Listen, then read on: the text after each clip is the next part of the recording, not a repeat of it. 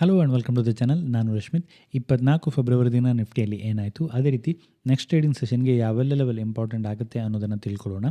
ಈ ವಿಡಿಯೋ ಕೇವಲ ಒಂದು ಎಜುಕೇಷನಲ್ ಪರ್ಪಸ್ಗೋಸ್ಕರ, ಯಾವುದೇ ಟ್ರೇಡ್ ರೆಕಮೆಂಡೇಷನ್ ವಿಡಿಯೋ ಅಲ್ಲ. ಇವತ್ತು ನಿಫ್ಟಿಯಲ್ಲಿ ಒಂದು ಡೌನ್ ಮೂವ್ನ ನಾವು ನೋಡ್ತೀವಿ.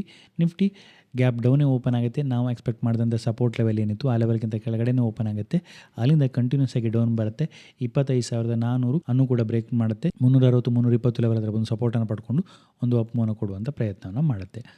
ಹಾಗಿದ್ರೆ ನೆಕ್ಸ್ಟ್ ಟ್ರೇಡಿಂಗ್ ಸೆಷನ್ಗೆ ಯಾವೆಲ್ಲ ಲೆವೆಲ್ ಇಂಪಾರ್ಟೆಂಟ್ ಆಗುತ್ತೆ ಅಂತ ನಾವು ನೋಡೋದ್ರೆ, ಇವತ್ತು ಐ ಟಿ ಸೆಕ್ಟ್ರಲ್ಲಿ ಒಂದು ಸ್ಟ್ರಾಂಗ್ ಆದ ಡೌನ್ ಮೂವ್ನ ನಾವು ನೋಡ್ತೀವಿ. 4.7% ಡೌನ್ ಮೂವ್ನ ಕೊಡುತ್ತೆ. ಕಂಟಿನ್ಯೂಸ್ ಆಗಿ ಐ ಟಿ ಸೆಕ್ಟರ್ ಡೌನ್ ಮೂವ್ನ ಕೊಡ್ತಾ ಇದೆ.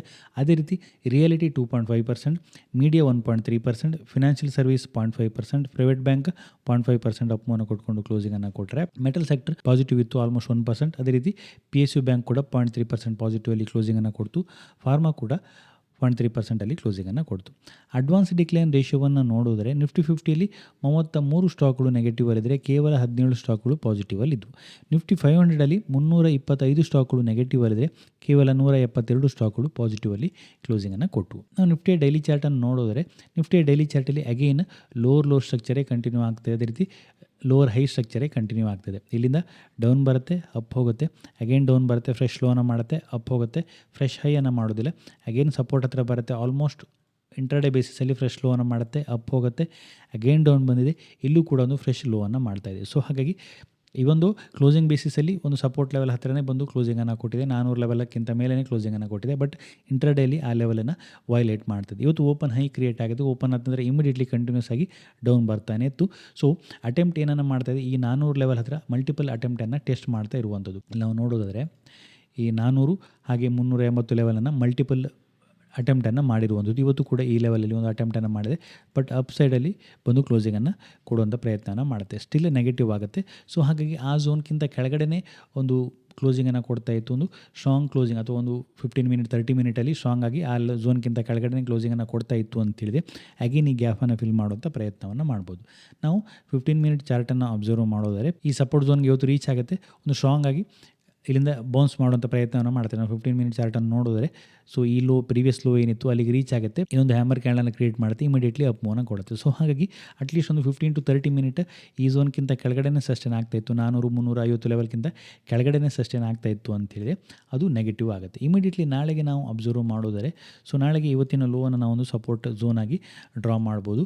ಸೊ ಇಲ್ಲಿಂದ 350ರಿಂದ 330 ಝೋನ್ ಏನಾಗುತ್ತೆ, ಒಂದು ಇಂಪಾರ್ಟೆಂಟ್ ಆದ ಸಪೋರ್ಟ್ ಲೆವೆಲ್ ಆಗುತ್ತೆ. ಅದು ಬ್ರೇಕ್ ಆಯಿತು ಅಂತ ಹೇಳಿದರೆ ನೆಕ್ಸ್ಟ್ ಇರುವಂಥದ್ದು ಇಲ್ಲಿ ಗ್ಯಾಪ್ ಏನಿದೆ ಆ ಗ್ಯಾಪನ್ನು ಫಿಲ್ ಮಾಡುವಂಥ ಪ್ರಯತ್ನವನ್ನು ಮಾಡುತ್ತೆ.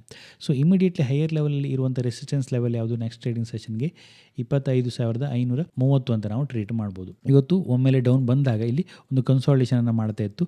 ಒಂದು ರಿವರ್ಸಲ್ ಕೊಡುವಂಥ ಪ್ರಯತ್ನ ಆಗುತ್ತೆ, ರಿಜೆಕ್ಟ್ ಆಗುತ್ತೆ, ಡೌನ್ ಬರುತ್ತೆ, ಸಪೋರ್ಟ್ ಅಗೇನ್ ಅಪ್ ಮೂವ್ನ ಕೊಟ್ಟಿದೆ. ಸೊ ಹಾಗಾಗಿ ಇನ್ ಕೇಸ್ ನಾಳೆ ಫ್ಲಾಟ್ ಓಪನ್ ಆಗಿತ್ತು, ಗ್ಯಾಪ್ ಅಪ್ ಓಪನಿಗೆ ಒಂದು ಅಪ್ ಮೂವ್ನ ಕೊಟ್ಟು 25,530 ಲೆವೆಲ್ಗಿಂತ ಮೇಲೇ ಸಸ್ಟೇನ್ ಆಗ್ತಾ ಇತ್ತು ಅಂತೇಳಿದ್ರೆ, ಇಲ್ಲಿ ಏನು ಸೆಲ್ ಮಾಡಿದರೆ ಸ್ಟ್ರಾಂಗ್ ಆಗಿ ಅವರು ಫೇಲ್ ಆಗ್ತಾರೆ. ಆಗ ಪ್ರೈಸ್ ಒಂದಷ್ಟು ಅಪ್ ಮೂವ್ನ ಕೊಡುವಂಥ ಪ್ರಯತ್ನವನ್ನು ಮಾಡುತ್ತೆ. 25,630 640 ನಮ್ಮ ನೆಕ್ಸ್ಟ್ ಲೆವೆಲ್ ಆಗುತ್ತೆ ಅಂತ ಹೇಳ್ಬೋದು.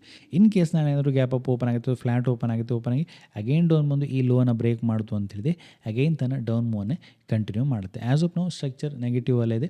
ಲೋವರ್ ಲೋ ಸ್ಟ್ರಕ್ಚರನ್ನು ಮಾಡಿಕೊಂಡು ಡೌನ್ ಮೂವ್ನ ಕೊಡ್ತಾ ಇದೆ. ಸೊ ನಾಳೆ ರಿಕವರಿನ ಎಕ್ಸ್ಪೆಕ್ಟ್ ಮಾಡಬೇಕು ಅಂತ ಹೇಳಿದ್ರೆ 25,530 ಲೆವೆಲ್ಗಿಂತ ಮೇಲೆ ಸಸ್ಟೇನ್ ಆಗಬೇಕಾಗತ್ತೆ. ಓಪನ್ ಇಂಟ್ರೆಸ್ಟನ್ನು ಅಬ್ಸರ್ವ್ ಮಾಡೋದರೆ 25,500ರಲ್ಲಿ ಹೈಯೆಸ್ಟ್ ಕಾಲಲ್ಲಿ ಅಡಿಷನ್ ಆಗಿರುವಂಥದ್ದು. ಸೊ ಹಾಗಾಗಿ 530 ಲೆವೆಲ್ಗಿಂತ ಮೇಲೇ ಸಸ್ಟೇನ್ ಆಗ್ತಾ ಇತ್ತು ಅಂತೇಳಿದೆ, ಆಗ ಮಾತ್ರ ಇಲ್ಲಿ ಒಂದಷ್ಟು ರಿಕವರಿಯನ್ನು ನಾವು ಎಕ್ಸ್ಪೆಕ್ಟ್ ಮಾಡ್ಬೋದು.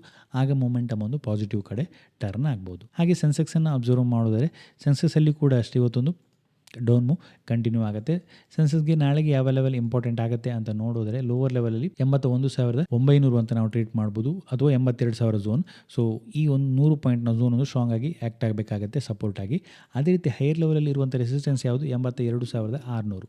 So in case gap up open ಆಗುತ್ತೆ, ಗ್ಯಾಪ್ ಅಪ್ ಓಪನ್ ಆಗಿ ಈ ಲೆವೆಲ್ಗಿಂತ ಮೇಲೆ 82,600 ಲೆವೆಲ್ಗಿಂತ ಮೇಲಿನ ಸಸ್ಟೇನ್ ಆಗ್ತಾಯಿತ್ತು ಅಂತೇಳಿ 83,200 300 ಲೆವೆಲ್ ನಮ್ಮ ನೆಕ್ಸ್ಟ್ ರೆಸಿಸ್ಟೆನ್ಸ್ ಲೆವೆಲ್ ಆಗುತ್ತೆ. ಇನ್ ಕೇಸ್ ಇಲ್ಲಿ ರೀಚ್ ಆಗುತ್ತೆ, ರಿಜೆಕ್ಟ್ ಆಗಿ ಅಗೇನ್ ಡೌನ್ ಬಂತು ಅಂತೇಳಿ ಡೌನ್ ಮೂವ್ ಕಂಟಿನ್ಯೂ ಆಗುತ್ತೆ, ಅಥವಾ ಫ್ಲಾಟ್ ಓಪನ್ ಆಗಿ ಡೌನ್ ಬಂದು ಈ 82,000 ಲೆವೆಲ್ 81,950 ಲೆವೆಲ್ಗಿಂತ ಕೆಳಗಡೆನೇ ಸಸ್ಟೈನ್ ಆಗ್ತಾ ಇತ್ತು ಅಂತ ಹೇಳಿದೆ. ಆಗ ಸೆನ್ಸೆಕ್ಸಲ್ಲಿ ಕೂಡ ನಾವು ಒಂದು ಡೌನ್ ಮೂವನ್ನು ನೋಡ್ತೀವಿ. ಇದಿಷ್ಟು ಈ ವಿಡಿಯೋದಲ್ಲಿ. ನಿಮಗೇನಾದರೂ ಈ ವಿಡಿಯೋ ಇಷ್ಟ ಆಯಿತು ಅಂತ ಹೇಳಿದರೆ ಲೈಕ್ ಮಾಡಿ, ನಿಮ್ಮ ಸಜೆಷನ್ಸನ್ನು ಕಮೆಂಟ್ ಮಾಡಿ. ಇನ್ನು ಹೆಚ್ಚಿನ ವಿಡಿಯೋಗಳಿಗಾಗಿ ನಮ್ಮ ಯೂಟ್ಯೂಬ್ ಚಾನಲ್ನ ಸಬ್ಸ್ಕ್ರೈಬ್ ಮಾಡ್ಕೊಳ್ಳಿ. Thank you.